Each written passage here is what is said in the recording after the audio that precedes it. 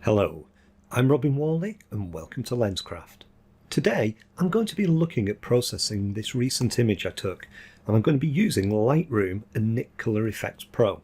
I shot this image earlier in the week. It's a view from the summit of onMam Tour at sunrise. The weather conditions were less than ideal. It was freezing cold, there was high winds and a clear blue sky. The sky was completely empty, so I had to rule out using usual wide-angle compositions. I did consider going home, but decided to try some images with a telephoto lens. My idea was that I could use it to pick out details in the landscape. The camera I was using was a Fuji X-T2 with the Fuji 35-140 f2.8 lens. The camera was on a tripod because the exposure times were quite long, and also the wind was playing havoc with trying to hold the camera steady. I also had a Case Wolverine glass filter on. It was a 3-stop reverse grad filter which was placed on the lens. I lined this up over the sky you see here because the clouds on the horizon were actually quite bright when compared to the ground. What initially caught my attention in this scene was the line of trees you see in the centre, and also the soft colours in the sky. Now, it's not a great image, but rather than chalk off the trip as a complete failure, we're going to process it here and use it in today's video. What I'm aiming for is an image with a strong pastel colour and one that gives the feeling of cold, frosty morning, possibly with a hint of mist. Now I'm starting with the raw file, which is in Lightroom, and you can see this on screen now. At this point, no adjustments have been made. I'm going to start by changing the camera calibration setting. Now the default in Lightroom is the Adobe standard, but this being a Fuji camera that the image was shot with, and it having Fuji color profiles, they tend to be better than the Adobe standard ones. Now two that I particularly want to try with this image are Provia and Astia.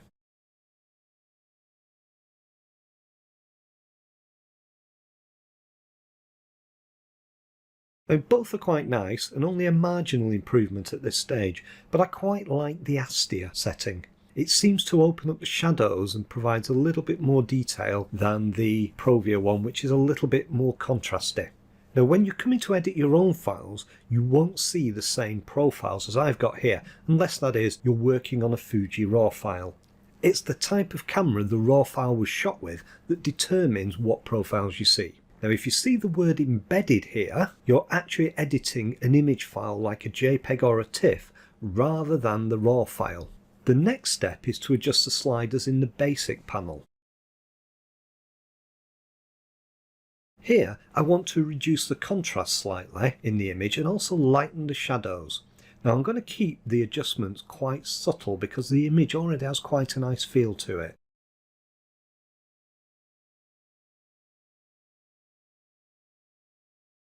I'm also going to increase the colour temperature very slightly. Next, I'm going to sharpen the image using the detail panel. Now because this is a Fuji RAW file, I'm going to use a high detail setting with only a small increase in the amount slider.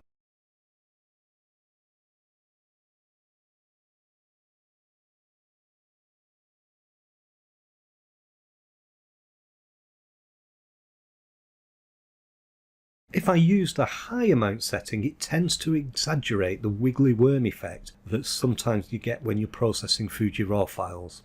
I'm also going to use the masking slider very slightly. And that's to stop the noise in the image being sharpened.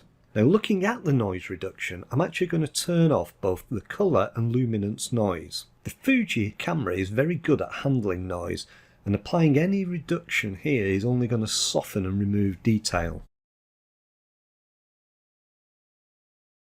Looking at the image, the next step is to adjust the sky and also then adjust the ground, both using gradient filters.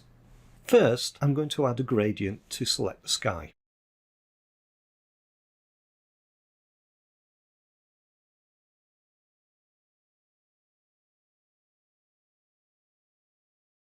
I'm then going to add a small amount of dehaze. This is a great way to help emphasise the sky, but at higher levels it can cause enhancement to any noise that's in the image.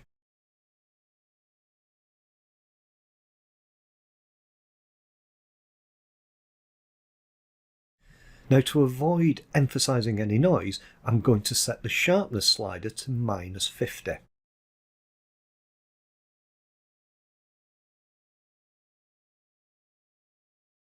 This removes the sharpening that was applied in the detail panel from the sky.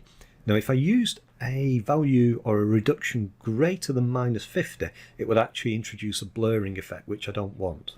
I'm also going to add a little warmth to the sky, as well as a small increase in the saturation.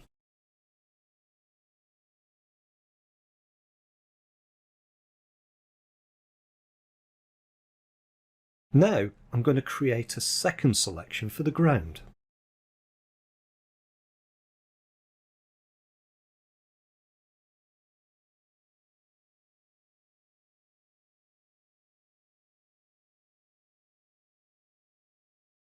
Here I'm going to reduce the colour temperature and also add some pink into the scene.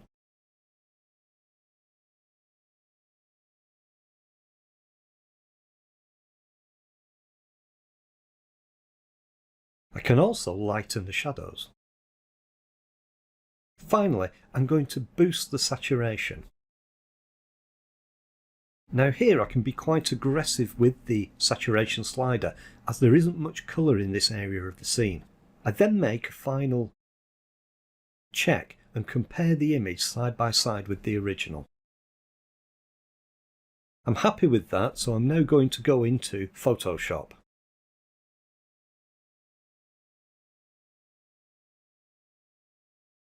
In Photoshop, I'm going to apply the Nik Color Efex tool. Now, the Nik collection is a great set of free image editing plugins for Lightroom and Photoshop.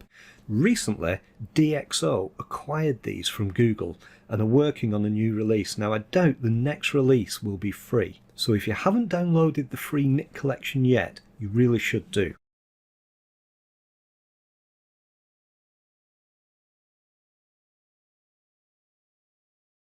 The first filter I'm going to apply is the tonal contrast.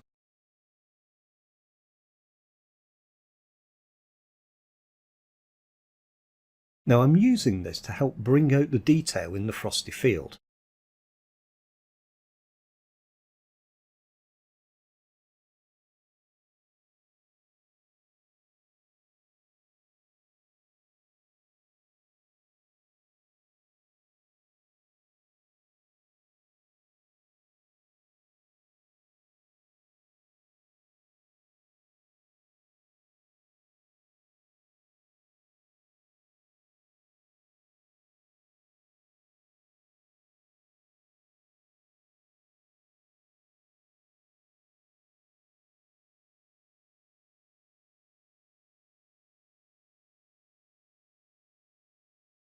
At the moment, the adjustment is being applied globally, so I'm going to add some negative control points to remove the effect from the sky.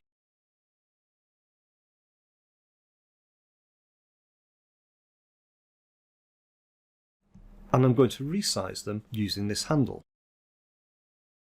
I'm going to hold down the Alt key and then click and drag and drop to duplicate the control points. And that's removed the adjustment from the sky. Here you can see where the adjustment's actually being applied. It's the area in white. The next filter I want to add is the detail extractor, which again is going to help bring out some of this detail in the frosty field.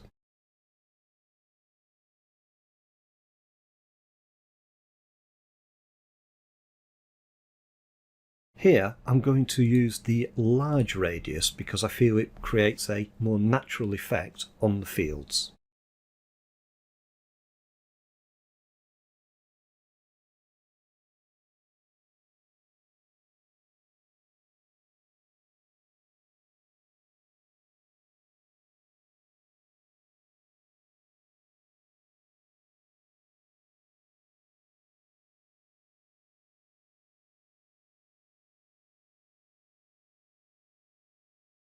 And again, I'm going to remove this from the sky.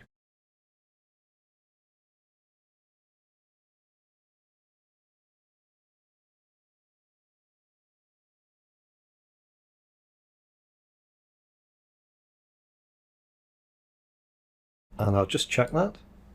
Okay, that's a good selection. Finally, I'm going to apply a skylight filter. Now the skylight filter is a great way to create a nice warm effect in the sky.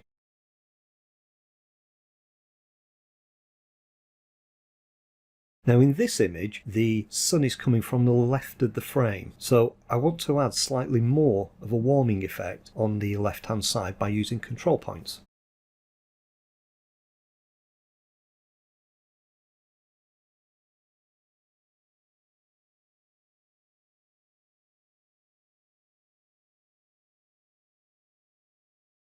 And I'm also selecting the other areas of the sky, but I'm going to use a lower opacity there so the effect isn't quite as strong.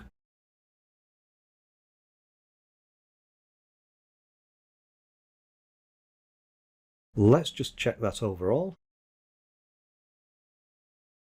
The improvement looks okay. I'll now apply these filters and return to Photoshop.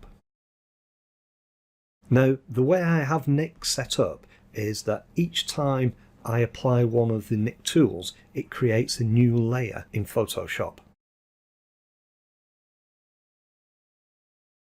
I'm now going to apply the Nik Color Efex tool again, but this time I'm going to add a fog effect into the field.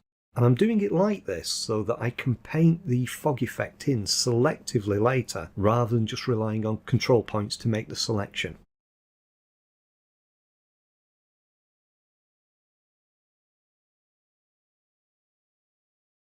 I'm in Color Efex now, and I'm going to add the fog filter.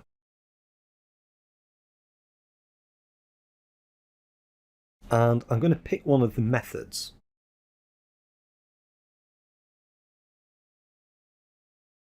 Method 3 actually looks quite good with this image, and I'm now going to apply this to the ground area using a couple of control points.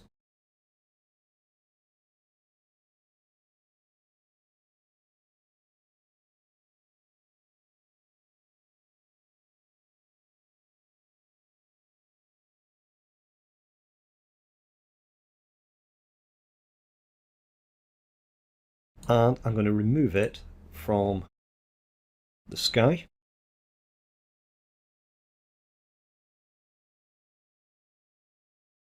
Now the effect's quite strong at the moment, but I'm happy with that, so I'm going to apply the changes and return to Photoshop. Now this is where I'm going to selectively paint the effect in using the brush tool. At the moment, the fog effect can be seen across the entire image, but I want to limit it to just certain areas. To do this, I'm going to add a mask to the new layer. And I'm going to invert that by pressing Ctrl and I on my keyboard. This causes the effect to be hidden from that layer. Now select the brush tool and load it with white paint.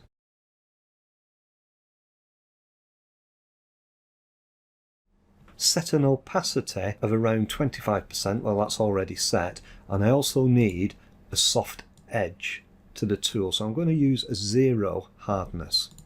I can now paint over the mask to show the fog effect from the layer and introduce it back in.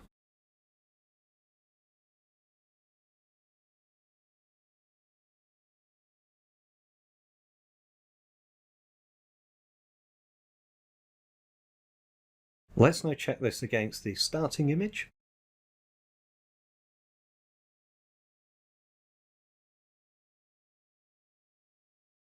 As you can see, it's been substantially improved by the adjustments we've made.